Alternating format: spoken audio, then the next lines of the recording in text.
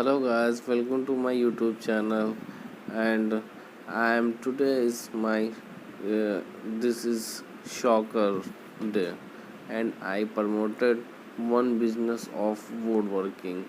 How to launch your own woodworking business for under $1,000 and make $19,000 to 1,15,000 year. And this is above from Teen Morgan from the desk of Jim Morgan, home-based woodworking business owner enthusiast.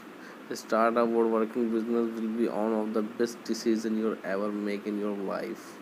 Your woodworking business will provide you with a great part-time income while allowing you to spend more quality time with the family.